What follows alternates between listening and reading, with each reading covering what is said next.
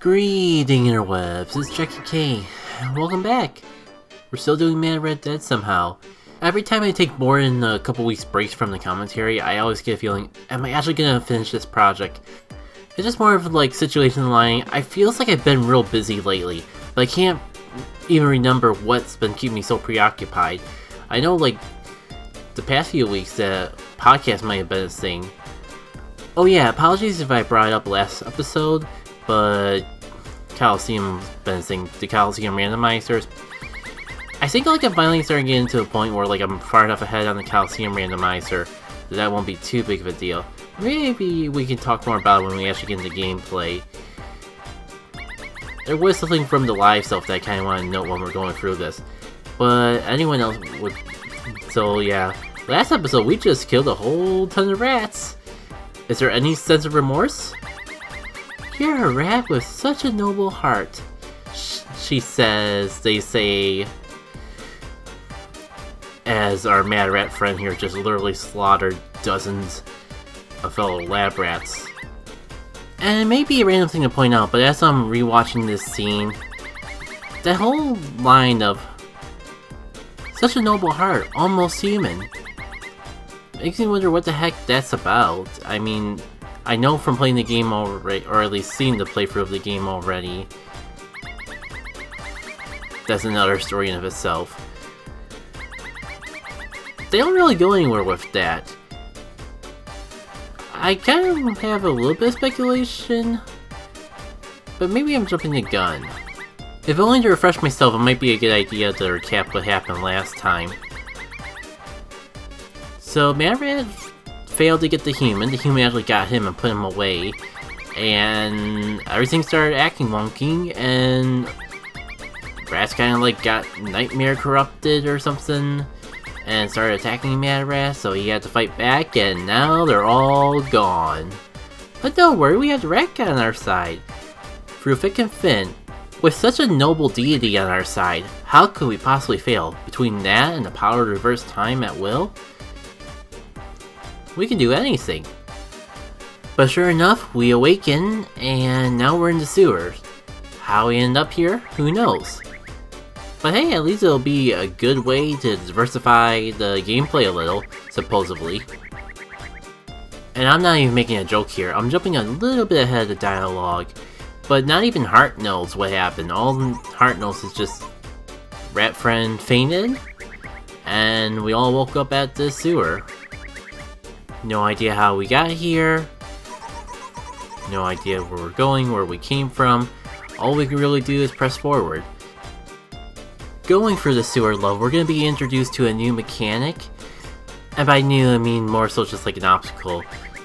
There's going to be water, and if you hit the water, it counts as falling down the pit. Same difference. There'll be a few other things that actually happen with the water that I might as well wait until we actually get into the gameplay, because it'll be easier to show than tell.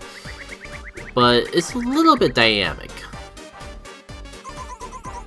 You know, something a little behind the scenes, because I haven't really been pushing the what's considered a fourth wall in commentary already. It's kind of been... I really am experiencing one of those major flaws with this game. Especially when it was already pointed out to me of just how the music loops. When you're like forcing yourself to like slow down a little bit just so everyone reads and not just you. Like speed the commentary down to a rate that everyone can read.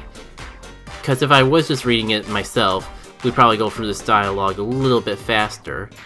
And kind of like that one cutscene with all the rats, that's kind of where like the flaws of this game's looping really shines. And tangentially away from flaws to personal flaws, it's hard to say whether this is something to blame the game for or blame the player. But we're coming across a classic example very soon in regards of just how the game tries to help you recorrect yourself and get back into the beat. It screws me over more than it helps. Any minute now. So, we're about coming across our first sewer pit, and I think like around there is the point. 3, Dare to Go 2, and I'm like still tapping along to the beat because I'm going along with the beat. and took a nice drink over there. Nice solid drink in that sewer water. Because I was still tapping to the beat even though I screwed up royally and the game would refuse to give me more notes until I stopped tapping and actually get into the group at all. Oh yeah, this is probably one of the first examples of the song like changing beats. As you saw for that 1 millisecond, like it's not just tapping at the same rhythm the whole time. When the song actually like pauses, like that. So do the beats they have to tap. So of course yours truly is gonna get messed up on that. A good chunk.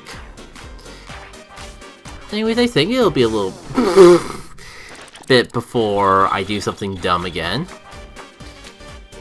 I'll take my chances this time. Well, maybe I'll get it next time. What I'm trying to say is, allegedly this would be a good time to actually talk about the things I was alluding to a little bit earlier on, because yeah, there's a lot of deaths, but it's not really like anything special. When you got the power, just take back your mistakes whenever you can. Screwing up is a little less eventful, I would feel. Actually though, this would be a perfect time to actually talk about one of the gimmicks of these stage types that I wanted to show rather than tell. And that's like with the water level raising up and down. You're truly like getting screwed up all the time. Like I try to do a dash, and I don't. If it was the problem is if it was a gap, I wouldn't have hit the water there because my dash would have gone in the air and not continued down the slope, even though the sewer level was already in a level where I could have got knocking out. And going forward on like explaining the gimmick while it's probably being in our face, and in our face I mean like being slapped across the face with it several times over. You've probably noticed at this point, but when the water rises up and down, your one main safe area are these wooden planks that rise up and down with the water. I think there's other telltale signs, but I have to actually see it again to know for sure. But like, these wooden slopes here, not safe. At least if there's water around to be messed with. Maybe like the solid green block areas are safe. I'm sure we'll come across an example of when it's safe and when it's not before things are all said and done. But yeah, it's nice to actually get back into this, because like a couple weeks ago I felt like I was spending all my editing time with the Coliseum randomizer to the point of I wasn't sure if I actually like stall this out right away, especially because like as we get closer to the anniversary of the Golden Sun series, I've already got something special in mind for that you'll probably see on social media and other places I post art. But I was also kind of thinking like maybe this is the time to rip the band-aid out and actually play Golden Sun Dark Dawn. For those of you who aren't Golden Sun fans, the fans may have let you know that there was 2 games on the Game Boy Advance, but what you may not know, because a lot of us fans are trying to repress the memories of it, that there was a 3rd game for the Nintendo DS. And I don't want to like talk it down too much, because I personally like it mechanically. A lot of the problem is like it's decisive, and it's not even a bad game. It's just arguably a bad Golden Sun game, but not even like with the nuts and bolts effect. It's kind of more just like a case where it doesn't live up to the levels of the other Golden Sun games. And honestly, like, some people may argue differently, but I think the gameplay overall in Golden Sun Dark Dawn is fine. For me personally, it's a story that just, do not want. But yeah, I feel like dabbled in and like opened up a save file between my completed save file and the one that I started with a challenge run I set for myself. And that's like, that was enough to remind me of just how much I enjoyed of the gameplay of it. Anyways, this place is very dangerous. You'll die before you get to the human. the heart explains that, even though I promised we wouldn't be reading over and over the dialogue. Rat, though I gotta point out, what Rat says, like, that's why I have the power to reverse time.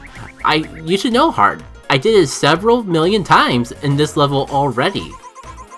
I do want to dwell on this cutscene a little bit though, because we get kinda deep here. It's not like Emmy Award winning philosophical, society-changing dialogue, but there's a lot of talk about just like death, like Heart's just asking Rat, like, if you have the power to turn back time, and whenever you die, why don't you just reverse back time so you never actually die for real, since you're gonna die at the end of the day anyways. And then Rat kind of just like brings to the point of just like, what's the point of living if I'm just gonna live out the same life, the same day, over and over and over again? It ties back into the drive of the Rat's wish in the first place. Like, he just doesn't want to just die and be lost in history. Maybe there's a better way to word it than that, but yeah. Heart's trying to suggest him other ways to leave his mark besides murder, and he literally left his mark on the wall, and the doodle is completely meaningless. It's kind of funny, that's his whole entire point. Rat wants to do something important before he dies. Something that'll make his world better. And just living out the final day, just doing something silly isn't really gonna do that. And living out the same, if he has to relive the same day over and over just to keep existing, he's not really existing, he's just in an endless loop of history or something. Ow! Man, I had something going on here, but I just feel like I'm butchering any sort of storytelling that this game does. But that's kind of what I mean, like, you see, I feel like there's more to this game than what's on the surface. Like, you just see like a really weird rhythm game that kind of like works sometimes and doesn't work other times. But when you're actually like going through it, it takes advantage of the whole plot of the game. It doesn't just, like, the whole like death and time travel thing isn't just thrown away just to excuse the gameplay mechanic, even though it's like, it could very well just be that like they just bring up the fact that Rat can reverse back time just to justify like not having to justify the whole gameplay loop, the whole gameplay mechanic, I should say.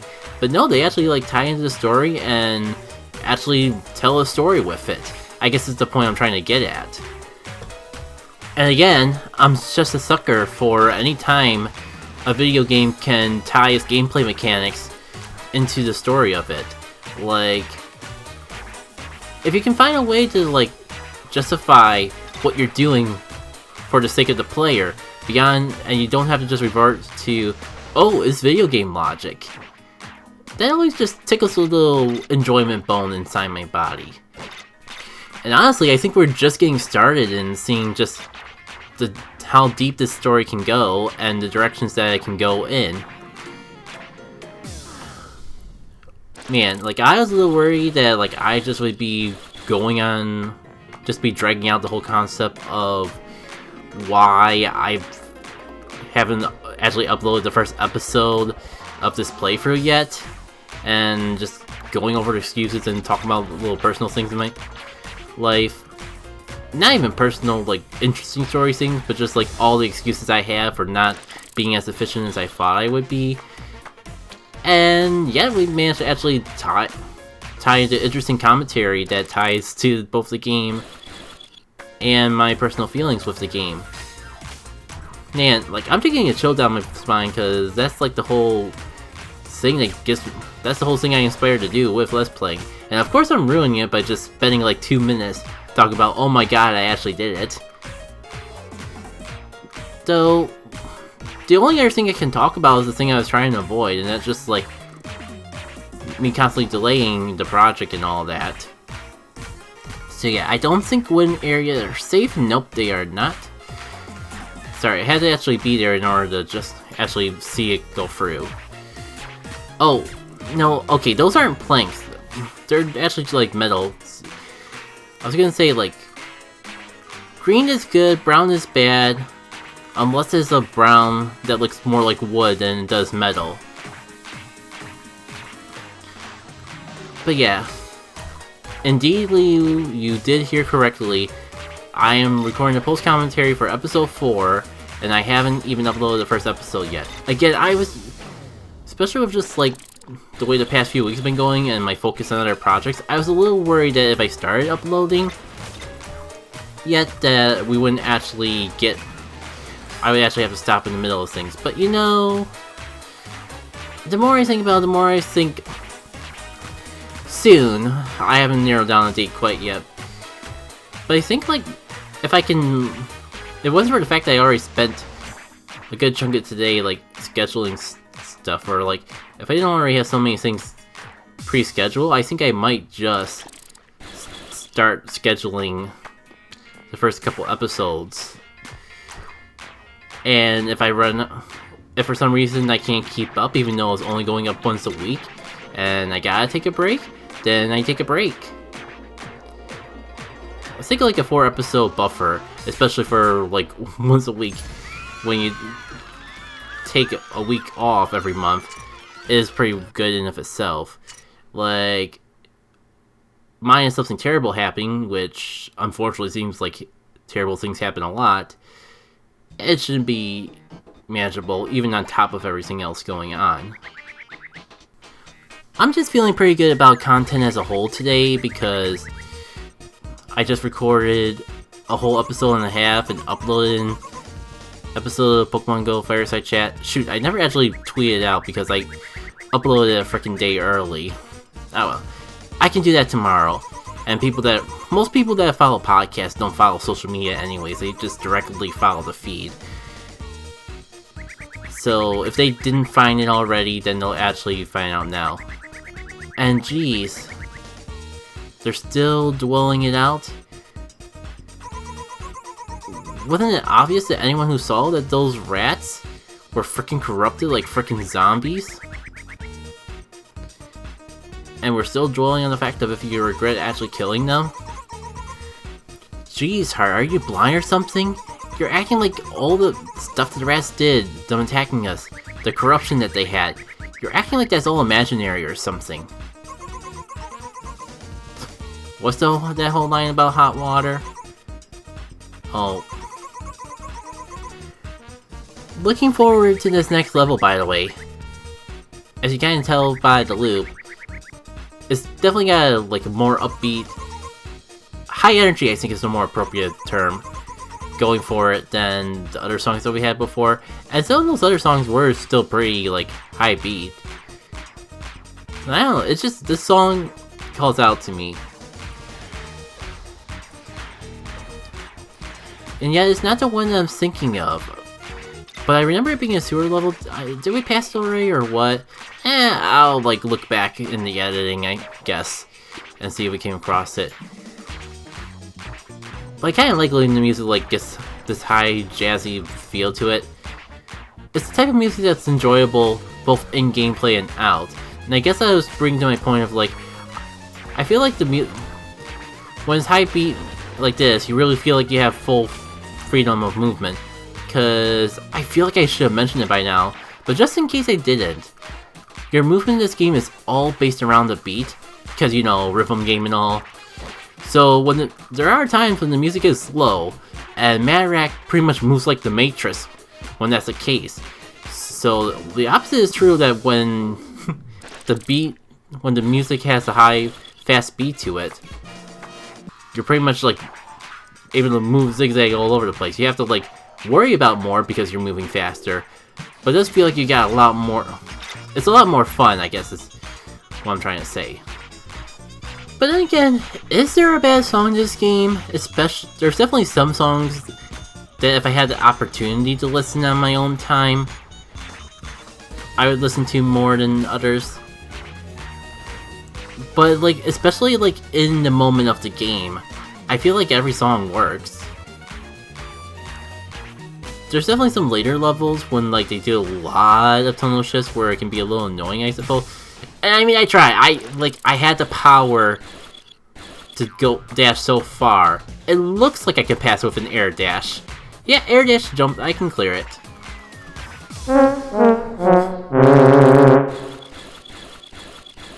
You know, as I was reviewing like the live commentary, I thought it'd be funny to add that failed trombone right at that moment. But now I'm kind of wondering if like the fireball would have been a more appropriate time for it. Because like, I don't know what I was thinking. Like, it's like, low, Jacket K could have easily not died and he did. Womp womp womp. But now I want to look back because it felt like the water was just rising up the moment I dashed down. So it's not like the water was already down like when I usually fail. I don't know. It wouldn't be the first time I like self-detriment myself, didn't give myself enough credit for what's going on. Yeah, we got a little bit, if I'm looking at the timeline, before we get really stuck. So how do we want to pass the time? Because I'm trying to like, I know it's like, especially when I do post-commentary, it's a hiccup I have with podcasting too, where just like, it takes a lot longer to get for you and make when I do post-commentary instead of live commentary, because I always get caught up in the perfectionist at that moment. Because if I'm gonna leave that one last stutter in, just as an example, but if there's a lot of times where like if I'm stuttering or I just come across a blank of what to say, I just stop in the middle of the recording and then like re-record. Not the whole thing, but where I had the blank. I mean, like, I try to review it so it comes off natural. And I haven't had anyone told me that it hasn't seemed natural yet, at least with the podcast stuff. So I have to assume that I'm doing at least an okay job at it. That said, I still got a little bit of time before the fun. I found a way to fail even more dumbly than ever before. Like, there was no reason for me to go back. I'm pretty sure I missed one of those time crackers along the way, but it's like, oh my god, it's glowy, it's shiny, I gotta collect, I must collect. Oh, fun. Yeah, this is one of those areas that tripped me up, because they have that freaking, I called it a fireball before, so let's just keep calling it a fireball. Right in the middle there. I think what you're supposed to do is like stall a wall jump and then continue wall jumping, but as you can see, I struggle with some of the more advanced movements in this game because it sometimes just doesn't feel like it's cryptic, I guess is a good way to put it. Like, sometimes you can just like dash back into the wall again to find a moment to actually pop through and continue onwards. But other times if you like wall jump and then dash and then try to wall jump again, you can't jump. There is a method to the madness, I know there is, but it's convoluted enough to the point where I can never remember it. Is that it? No. Somehow I got myself back wall jumping again, so I think we're in the clear now. Oh no, why? And I keep feeling like, how am I supposed to get through this? As you see, I lost my ability to wall jump when I was like trying to stall for enough time for those fireballs to fall and not hurt me. I go get popcorn, but oh, fun. That time, the other thing that commonly screws me over decided, hey, Jackie K, you're not getting screwed over enough. I miss you. Why don't you let me screw you over again? It's fine, it's fine. We gotta be out here eventually.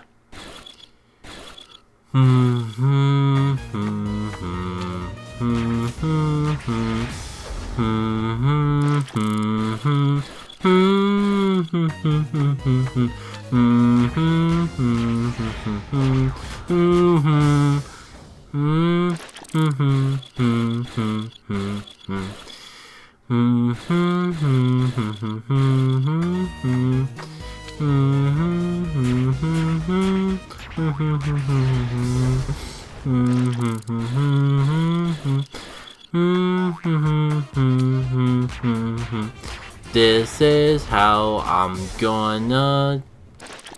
Is game over the right term? In the later levels, cause there's definitely something that I'm missing, doing wrong here.